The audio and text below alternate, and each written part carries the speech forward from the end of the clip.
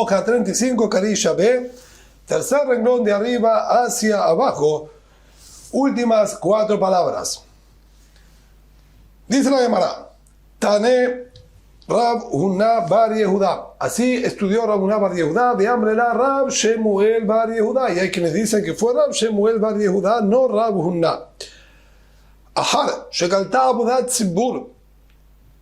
Una vez que el Kohen Gadol en Yom Kippur terminó de realizar lo que era el oficio principal de Yom Kippur, considerado obviamente como una Abudat Tzibur, como un servicio que corresponde a todo el pueblo de Israel, ya que con estas ofrendas que él traía servía para expiar las faltas de los Kohanim y del pueblo de Israel en lo que respecta a el cuidado de pureza e impureza en el Bet HaMikdash y los Korbanot, algo que le competía a todo el pueblo de Israel. Una vez entonces que él terminó de hacer toda esta abodá, y como dijimos en la clase anterior, le quedaba pendiente solamente entrar a retirar posteriormente la pala y el incienso. Kohen she'astalo imo ketonet lobsha. Si el Kohen Gadol tuvo a su madre, que la madre le fabricó y le tejió una ropa de lino especialmente para que él vista en Yom Kippur, obviamente toda de lino, puede vestirla de Obedba Abudat Yahid, puede vestirla y realizar esta abodá, este servicio de retirar la pala y el incienso, no para utilizarlo para el servicio propiamente dicho, sino para esto que lo consideramos como una Abudat Yahid, como algo particular, ya que en sí mismo no hay aquí absolutamente ninguna necesidad de lo que es servidumbre a Boreolam o ofrenda a Boreolam, sino solamente para retirar. Por eso es visto y considerado como si fuese algo particular. Allí nosotros habilitamos y permitimos el uso de esta vestimenta que fabricó su madre. Ubilbad, pero hay una condición. Al fin y al cabo, esto es algo que es obligación de todo el pueblo de Israel.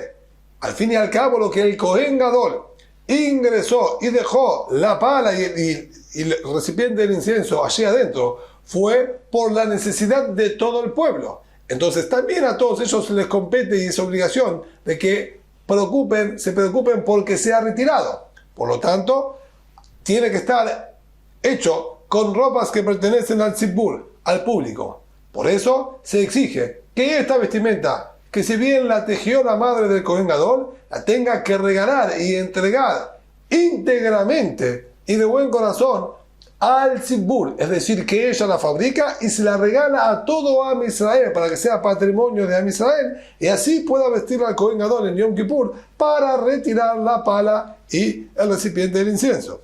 Y se llamará Peshita. Esto es evidente y claro que tiene que funcionar de esta manera. Si es todo obligación del pueblo de Israel, Mahu de tema, dice la Gemara, lo que nosotros podríamos haber dicho acá es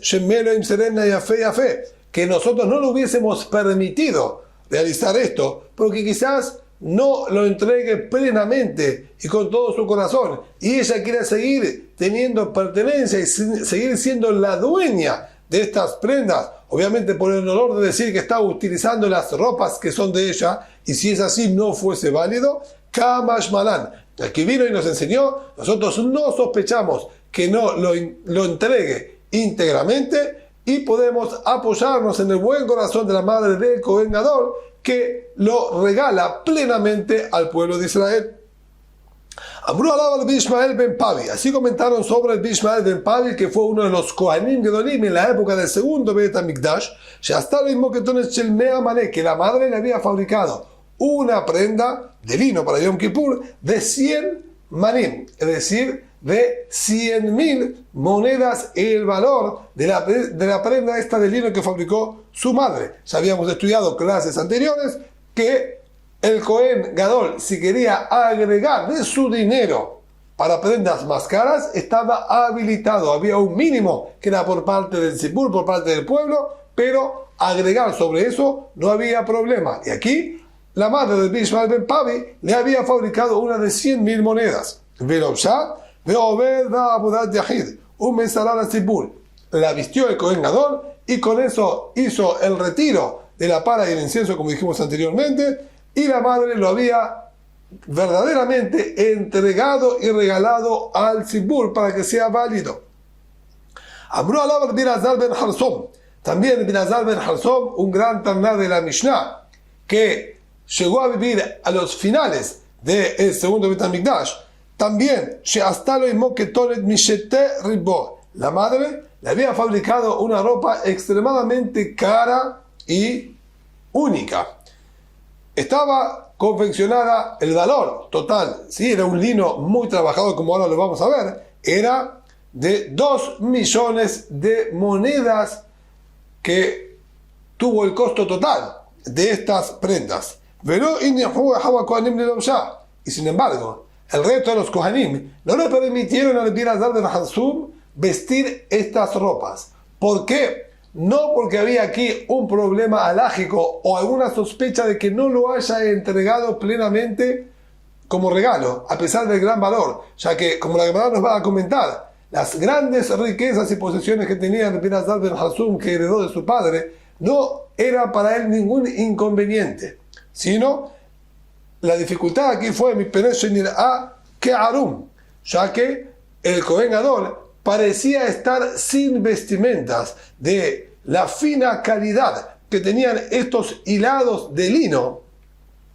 A parecer no cubrían su cuerpo. Y la Gemara nos agrega un detalle. Un mimithaz, ¿de acaso es posible decir que se podía translucir el cuerpo del Kohen Gadol? Si ya estudiamos que cada hilo, de acuerdo a la halajá, el pasuk lo llama también al lino, en la Torah lo llama shesh, con la palabra shesh, que quiere decir también 6, para enseñarnos que cada hilo tenía que estar compuesto de 6 hilos, lo que indica, por lo tanto, que no podríamos aquí estar hablando de un hilado muy finito, cosa que se pueda entonces traslucir la piel del Kohen Gadol o de quien lo esté vistiendo, ya que tenía que ser grueso porque estaba compuesto cada uno de 6 hilos distintos. Entonces, ¿cómo es posible decir algo así? Ahora vayé que Hamra ben Mazga. La verdad nos dice una descripción y un ejemplo para que podamos comprenderlo. Nosotros podemos tener un vaso de vidrio y que sea un vidrio grueso, e igualmente nosotros vamos a poder ver el color del vino que está dentro de él.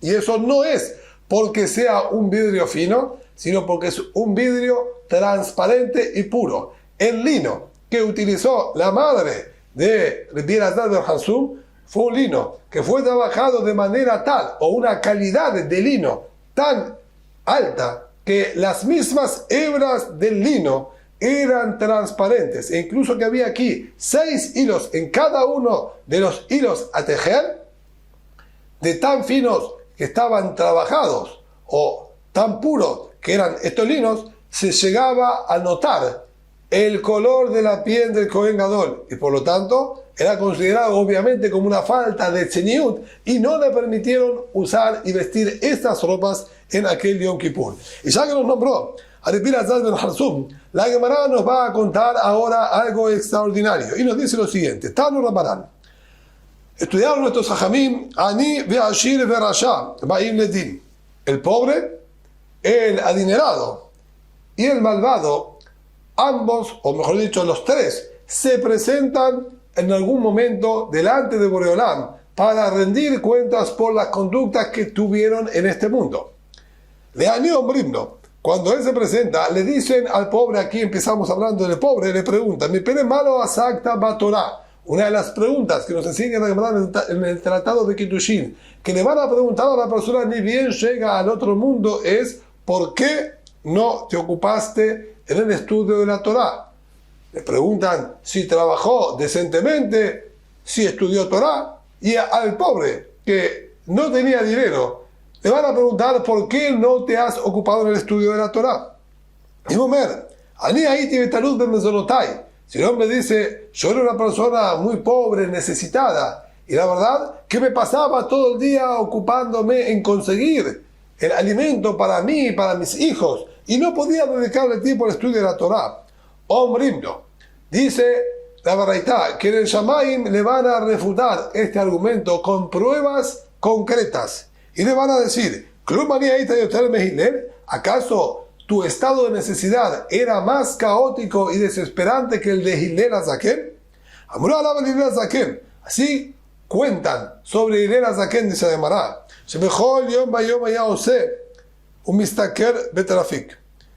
día a día, Hillel Azaken salía a trabajar para ganar su sustento. Una vez que él lograba ganarse una moneda llamada trafik, que era una moneda de muy poco valor,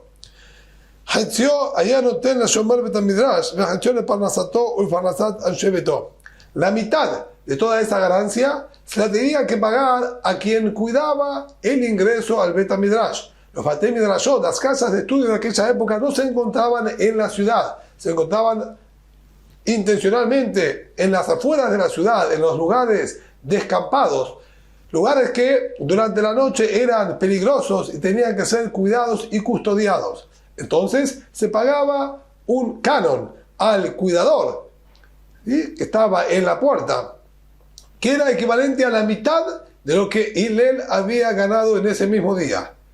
La mitad le entregaba a él y la otra mitad era suficiente para lo que tenía que comer él y toda su familia. Cosa que podemos entonces comprender de que no se trata aquí de grandes sumas. Era para comer él y su familia, y más que esto no ganaba.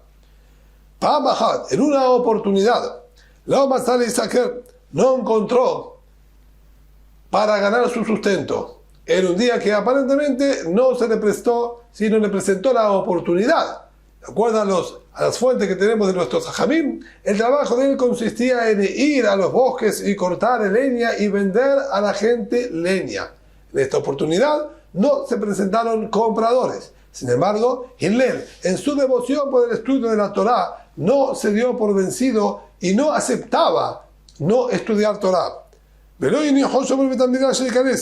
Se acercó al Bet HaMidrash y el cuidador no le autorizó y no le permitió ingresar. Si no paga, no entra.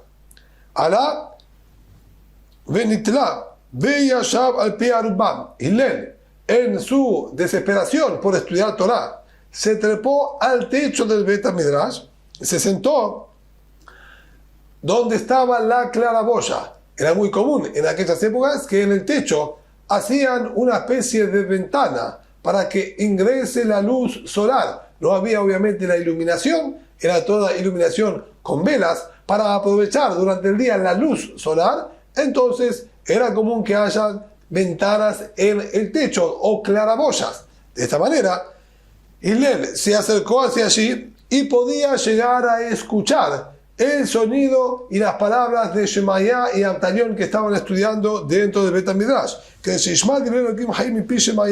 para poder escuchar las palabras de Boreolam que salían y emanaban y fluían de las bocas de Shemaya y Abtalión. Amru. Así comentaron que pasó específicamente en esa oportunidad. De acuerdo al Ben Ishai, ese día era vísperas de Shabbat, y si bien, como dice aquí la Gemara, Utkufat Tebet, y era la época de pleno invierno, Tebet, en el hemisferio norte, es pleno invierno, no estaba, de acuerdo al Ben Ishai, el día muy frío y con nieve. Por eso, Hillel se animó a treparse al techo para escuchar. De lo contrario, se hubiese considerado un me'aber atzmoladat, se hubiese considerado una especie de riesgo o un suicidio, lo que había hecho de quedarse en el techo bajo una nevada. Si nos dice Ben Ishai, aquí el día estaba soleado y no se esperaba en absoluto que iba a nevar. Por eso se atrevió a subir y escuchar palabras de Torah. Sin embargo, de aquí hace hincapié el Ben Ishai que cayó nieve del Shamayim. Y las palabras Mina Shamayim, del Shamayim que figuran aquí, evidentemente no vienen a indicarnos una ubicación del lugar, de dónde es que cayeron, porque no hay otra fuente para explicar de dónde cae la nieve. Sino, el Ben Ishai nos dice que la Gemara está diciéndonos que intencionalmente fue del Shamayim que buscaron que caiga la nieve, a pesar de que no estaba pronosticado que tenía que estar nevando. Sin embargo, intencionalmente buscaron la manera que llueva, ¿sí?, nieve. Esta fue la voluntad de Boreolam para revelar la grandeza de Hillel Azaken. Que She'alam Udashahar, cuando amaneció, esa noche Shemaya y Abtalión, de acuerdo a los Mefarshim, pasaron toda la noche estudiando en el Bet HaMidrash, obviamente con la ayuda de las luminarias y velas. Cuando amaneció, Amarlo Shemaya y Abtalión, le comentó Shemaya a Abtalión: Abtalión ají, mi querido hermano Abtalión, Bechol Yom Abayit Meir, normalmente ya para este horario el Bet HaMidrash está iluminado y la luz solar penetra ya dentro de las instalaciones. Pero Yom Afel, y yo noto que todavía está muy oscuro. ¿Qué es lo que está pasando acá? Shemei Yom Maunanu, quizás es un día muy nublado y por eso sigue estando oscuro aquí adentro. Hechichu Enehem, alzaron sus vistas para observar, a ver a través de la claraboya si notaban que estaba muy nublado. Y notaron la silueta de una persona que se traslucía por esta claraboya. Subieron inmediatamente, que tomando en cuenta lo que dijimos, entonces esto pasó en la mañana del Shabbat, ya que dijimos que era víspera de Shabbat cuando Hillel subió, pasó allí toda la noche, era ahora en la mañana del Shabbat. Encontraron 3 codos de altura de nieve que estaban sobre el cuerpo de Hillel. Para Q, le quitaron toda la nieve que estaba sobre su cuerpo, lo bañaron con agua caliente, lo untaron con aceites para calentar su cuerpo y volver a tratar de revivirlo, que negra de Medura, y lo sentaron frente a una fogata y lograron recuperarlo y salvarle la vida a Hillel. Amru, y dijeron: si bien en todo lo que ellos habían realizado no tuvieron ninguna necesidad, dice el Ben Ish Chai, de transgredir ninguna prohibición de la Torá, ya que el quitar la nieve que estaba arriba de él, el enjuagarlo, el untarlo con aceites completamente líquidos, no implica en ninguno de todos ellos transgredir alguna de las 39 labores que están prohibidas en el día de Shabbat. Sin embargo, dijeron: Ra'uy zel halel alav Shabbat. Hubiese sido digno una persona como esta, que por su amor a la Torá y su concentración de querer captar las palabras de la Torá, no notó siquiera que la nieve caía sobre su cuerpo. Es una persona que valdría la pena transgredir incluso prohibiciones de la Torá para tener que rescatarle y salvarle su vida. Entonces, este episodio, esta anécdota, le van a utilizar, le van a decir al Aní, aquel pobre que argumentó que no pudo estudiar Torah por carecer de dinero, le van a decir: aquí tienes una persona que estuvo en situaciones más necesitadas que la que tú estuviste, y sin embargo dedicó su vida al estudio de la Torah. Allí, cuando se presente el adinerado, Ombrimlo, le van a decir: mi pene malo asactaba Torah, ¿por qué tú no estudiaste Torah? Y momento allí ahí te invitaluda, ahí te benajasai, si el hombre va a decir: yo era muy adinerado, tenía muchísimos bienes y terrenos y ocupaciones para mantener mi fortuna y no echarla a perder. Ombrimlo, le van a decir: ¿acaso fuiste más adinerado que Rabbi Elazar ben Harsum? Así contaron sobre Rabbi Elazar ben Harsum. El padre, que sería Harsum, era archimillonario, y cuando abandonó este mundo le dejó como herencia a Rabbi Elazar 100 ciudades enteras, de las cuales él era terrateniente y le pertenecían a él. Y a su vez, también en el mar tenía una flota de 1000 barcos comerciantes. Todo esto lo heredó su hijo Rabbi Elazar ben Harsum. Y día a día, sin embargo, Rabbi Elazar no se preocupaba en absoluto en sus bienes, en sus tierras, sino, notel, no se quema, llevaba un pequeño recipiente con harina, ay que te fue, cargado sobre su hombro, él mismo, sin sirvientes sin nadie que lo ayude. O me viajaba de ciudad en ciudad y de provincia en provincia, Lilmod Torah, para estudiar Torah de la boca de los grandes Jajamim. Esto era todo lo que ocupaba su mente y toda su preocupación, estudiar Torah y aprender de los grandes Jajamim. Pamahat, la Gemara nos cuenta, a punto tal llegó su despreocupación de sus bienes materiales, que en una oportunidad Metzaú Abadab lo encontraron sus propios sirvientes. Aquella época, los terratenientes y dueños de grandes extensiones de terrenos alquilaban o permitían a otros vivir en sus terrenos a cambio de que tengan que trabajar y ayudar en lo que era el mantenimiento de todos los terrenos. Los esclavos de Riviera Azar ben Harsum, que tenían que preocuparse de ejecutar y efectivizar estas obligaciones que tenían los habitantes de las distintas ciudades, lo tomaron a él también como si fuese un habitante, ya que desconocían de quién se trataba y no lo conocían. Beazupo Angaria, y lo utilizaron para realizar uno de los trabajos de mantenimiento. Amar le dijo, por favor, Mikem, abandónenme, yo necesito ir a estudiar Torah, por favor, no me retengan para hacer este tipo de trabajos. Amru, no, le dijeron a él, juramos, dijeron, por la vida de Rabbi Elazar ben Harsum, que nosotros no te vamos a abandonar, ya que es nuestro deber que los habitantes de la ciudad cumplan con sus obligaciones y hagan los trabajos de mantenimientos para el dueño.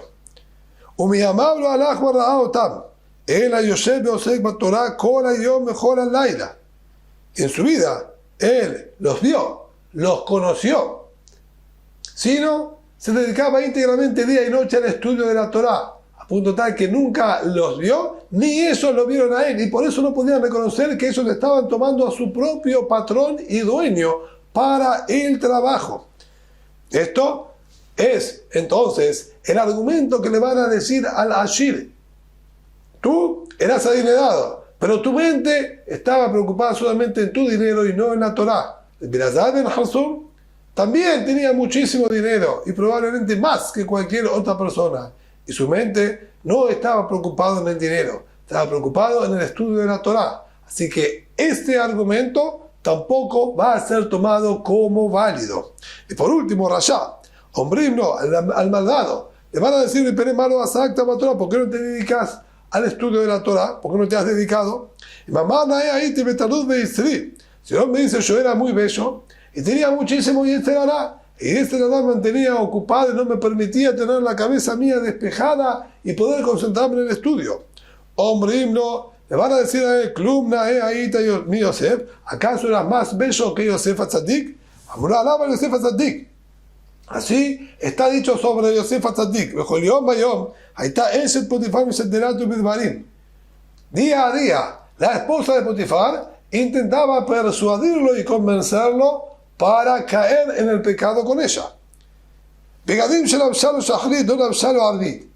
a día, esta terrible y perseverante mujer cambiaba sus vestimentas. Se confeccionaba ropas especiales para tentar a Yosef. La que vistió en la mañana no vestía en la noche. La que utilizó en la noche no utilizaba en la mañana.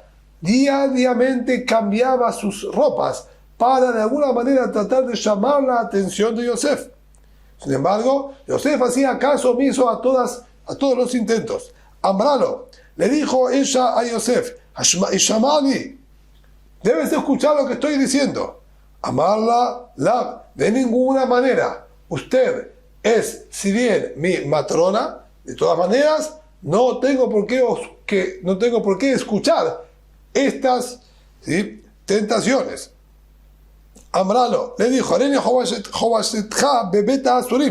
si es así, voy a encarcelarte. Amarla, como usted quiera, Boreolam tiene la capacidad de liberar a los presos. Voy a doblegar tu figura y te voy a hacer caer. Hashem Zokef Kefufim, Boreolam tiene la capacidad de erguir a aquellos que fueron doblegados. Hareni Mesamet Aneja, voy a enceguecer tus ojos. Hashem Pokea Hamlim, Hashem puede también devolverle la vista a los ciegos. Es decir, cualquier tipo de argumento y amenaza que ella utilizaba si no le iba a hacer caso, Yosef se mantenía firme en sus convicciones y no accedía. Natnalo elef kikare kesef lishmoa elea. Le dijo, te pago 1000 lingotes de plata, pero accede a mi pedido. Para, como dice el pasuk, para acostarse con ella y estar con ella, que son estas dos expresiones. Pero Raza, él no accedió tampoco, sea para acostarse en ella aquí, en este mundo, o incluso para tener el mérito de estar al lado de él, en el Olam Abba. Yosef Atzadik, bajo ningún punto de vista accedió en nada de todo lo que pidió la esposa de Potifar.